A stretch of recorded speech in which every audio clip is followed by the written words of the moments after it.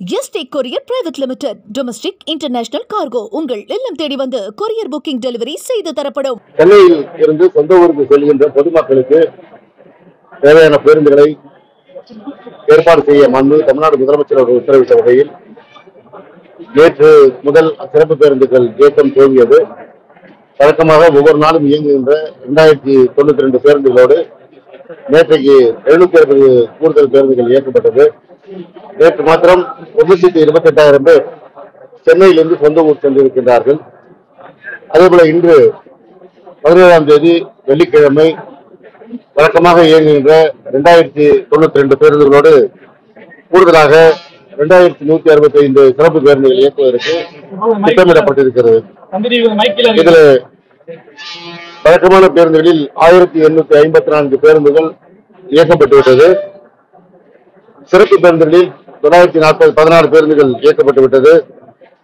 இன்னும் 1500 பேருந்துகள் இயக்குவதற்கு தயார் நிலையில் இருக்கிறது. இதுவரை இன்றைக்கு 9 மணி நிலவரப்படி 1,04,000 பேர் இங்கிருந்து சொந்த ஊருக்கு பயணித்திருக்கிறார்கள். நாளை இதே போன்று வழக்கமான 2092 பேருந்துகளோடு சிறப்பு பேருந்துகள் 1935 பேருந்துகள் இயக்கப்பட இருக்கிறது. நாளை மறுநாள் ஞாயிற்றுக்கிழமை வழக்கமான 2092 பேருந்துகளோடு 1040 சிறப்பு பேருந்துகள் இயக்கப்பட இருக்கிறது. நேற்றைக்கு நான் குறிப்பிட்டதை போல முன்பதிவு செய்து செல்கிறவர்களுடைய எண்ணிக்கை கூடியிருக்கிறது. கடந்த ஆண்டு அதற்கு முந்தைய ஆண்டை விட கூட இருந்தது. இந்த ஆண்டு கடந்த ஆண்டை விட கூட அமைந்திருக்கிறது.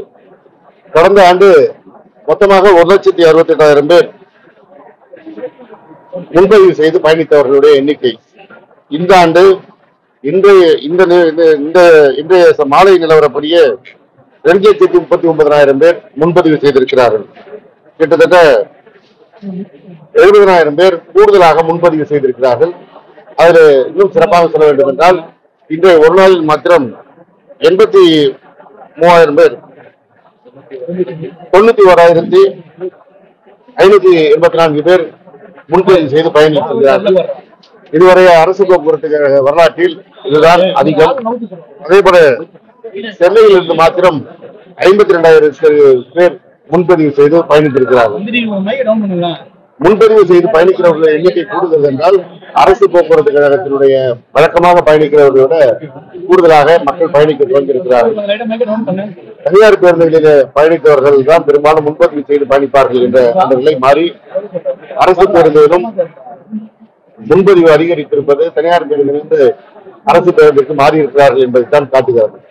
எனவே அந்த வகையில் எந்த அளவிற்கு பொதுமக்களுக்கு தேவையான பேருந்துகளை ஏற்பாடு செய்ய முடியுமோ,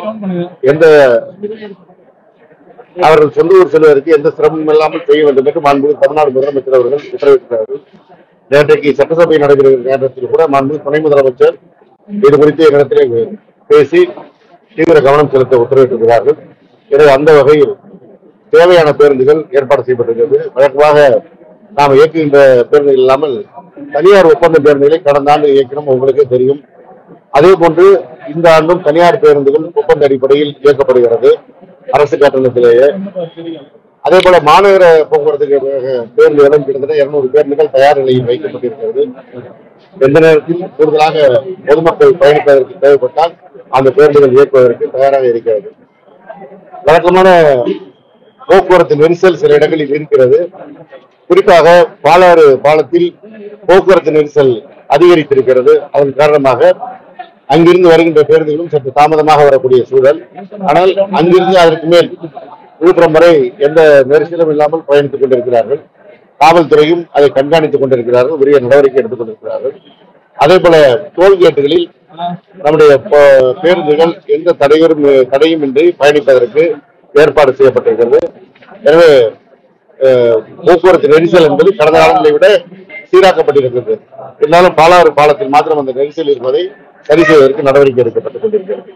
முன்பதிவு செஞ்சிருந்தாலும் அந்த முன்பதிவுக்கு உண்டான மெசேஜ் எங்களுக்கு வரமாட்டேங்குது. உள்ள எந்த போன இயக்கம் அதாவது நம்ம எதிர்பார்த்ததை விட மக்களுடைய நடமாட்டம் அதிகமா இருக்கிறதுனால மொபைல் அதிகமா இங்க யூசேஜ் இருக்கிறதுனால நெட்வொர்க் பெரிய பிரச்சனை இருக்கு. நாங்க தனியார் இடத்திலும் மொபைல் நெட்வொர்க் கொண்டு வருவதற்கு கேட்டு இருக்கிறோம். முடிந்தவரை நாளையாவது கொண்டு வருவதற்கான அந்த நடவடிக்கையில் இறக்கிறோம். முன்பதிவு செய்யாத பயணிகளுக்கு என்ன சார்? முன்பதிவு செய்யாத வழக்கம் போல நம்முடைய அண்டர்கிரவுண்ட் ஒரு பஸ்ஸஸ் இருக்கு, அதுல எந்த பிரச்சனையும் இல்லை. அந்த பேருந்துகளும் இயக்கப்படுகிறது, அதிலும் போகலாம்.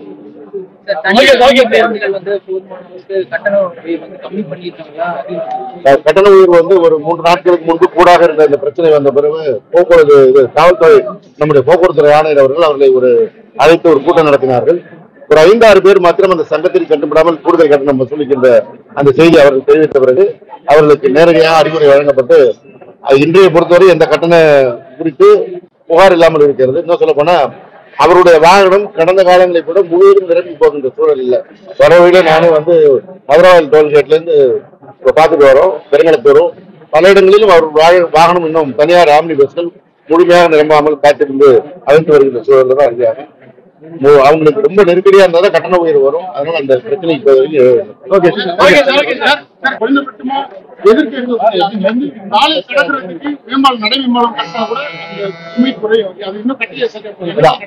அதற்கான பணிகள், அதாவது இது வந்து நகாய் அந்த சாலை வந்து நம்ம மாநில ஒன்றிய அரசு சாலை, அவர்களுக்கு அனுமதி பெற்று அந்த மாணவர்களுக்கான நடவடிக்கை நடைபெற்றுக் கொண்டிருக்கிறது. அதுக்கு ரயில்வே நிலையம் அமைப்பதற்கும் நம்முடைய மாண்புமிகு முதலமைச்சர் அவர்கள் அந்த கடிதம் எழுதுகிறார்கள். அதற்கான நடவடிக்கை விரைவில் நடக்கும். அதேபோல் எதிர்காலத்தில் இதுவரை நமக்கு மெட்ரோவும் கொண்டு வருவதற்கான அந்த பணிகள் படிப்படியாக பிரச்சனைகள். Yesterday courier private limited domestic international cargo உங்கள் இல்லம் தேடி வந்து கொரியர் புக்கிங் டெலிவரி செய்து தரப்படும். என்றும் உங்களுடன் மை இந்தியா. முக்கிய செய்திகளை உடனுக்குடன் தெரிந்து கொள்ள சப்ஸ்கிரைப் பண்ணுங்க, பெல் பட்டனை பிரஸ் பண்ணுங்க. என்றும் உங்களுடன் மை இந்தியா.